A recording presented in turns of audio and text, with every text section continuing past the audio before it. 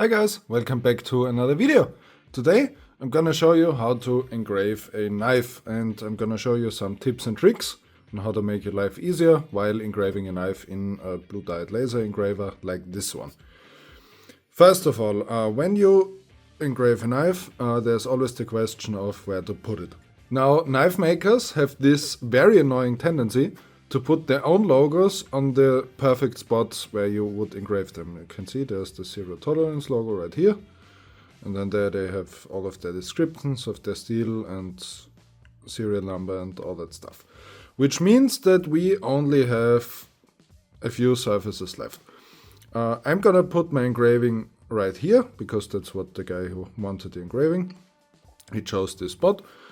Also a good spot is right on the bevel. However, what this then means is that the engraving gets a bit more difficult, because you have to hold your knife on an angle so that it is perpendicular to the engraver with these ones, since the focus should be relatively, well, it should be relatively parallel so you can maintain focus.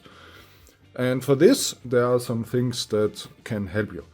First of all, the most important tool is a bubble lever. Now there are some different types of compact bubble levers. This is by far the best. I have another one which is like magnetic, which I got. I tried to use it with a magnetic surface. It's just too big. This doesn't work. These ones are the most basic ones. I got this included with my rotary set from Xtool, but you can get them standalone. And the smaller the better, and that way you can figure out if you are set correctly. Then I'm using some pieces of kitchen sponge that I just cut into angles, and this way you can use them as like shims. You can use the knife you're engraving to cut them, and it is very easy to make some shims with it to create the engraving. And then another great tool is also get some cheap knockoff Play-Doh, which, while it is fresh and not like dried and hard, also very nice. You can just press it into it and it should hold your knife in place. So with these tools, I'm going to set this one up.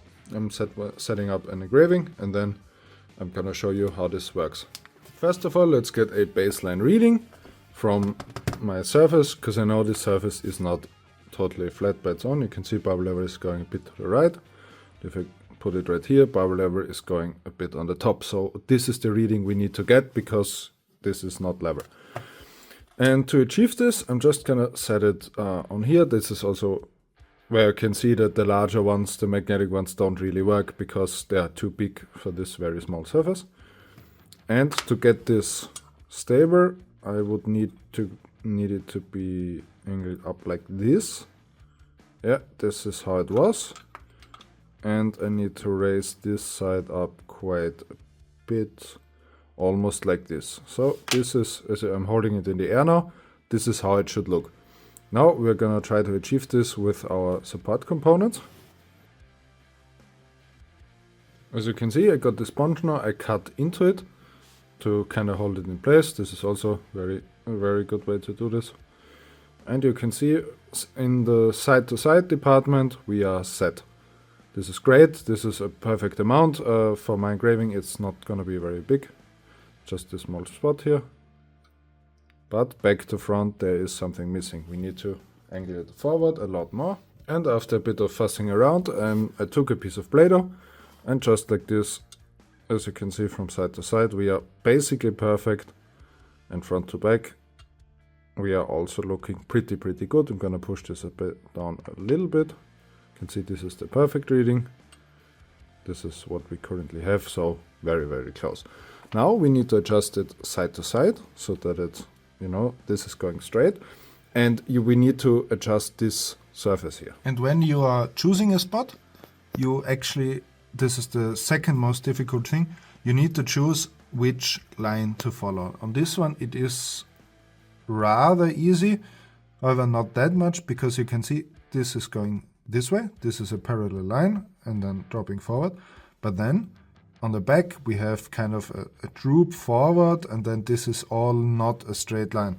So the question is, which line do we pick? Which, you know, where do we arrange our logo so that it doesn't look stupid? I'm going to follow this line right here. so that my logo, which is going upward like this, it is rather thin but taller, and it's going to be 90 degrees towards this line. I'm thinking that way it will not look crooked and out of place. That's the current setup. I will now draw the frame. You can see we are aligned. We are using most of the surface that we have available. The knife is aligned. We are focused. We have the software set up at 100% laser power at 10 watts at 2 millimeters per second, my standard steel engraving procedure. And now we can hit the button and start the engraving.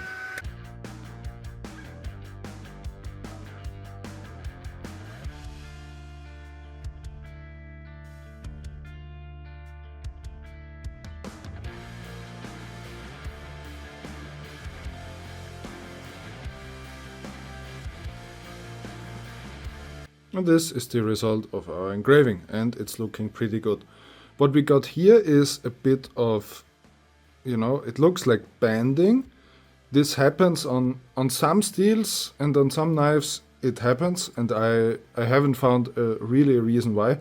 Maybe it has to do with the steel, since this is a powdered steel with a ton of alloying components.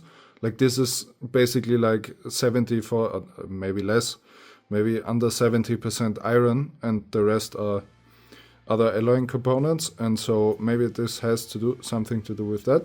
However, what you can do is use some ballistol or some oil, and you can rub this in with just a cloth, and over time it will all look similar then. That's a way to fix this banding on some of the knives. But other than that, the placement, the orientation and the sharpness of the engraving looks perfect. That was it for this video. I hope you liked it. I hope you learned something. I hope I could help you set up your laser. These are some very easy tricks and things to get to make this on pretty much every knife, no matter how it's shaped. And these are very cheap things to get, especially the bubble lever is just too important to not get. And that was it. If you liked it, consider subscribing and giving the video a like, and then I will see you on the next one. Bye bye.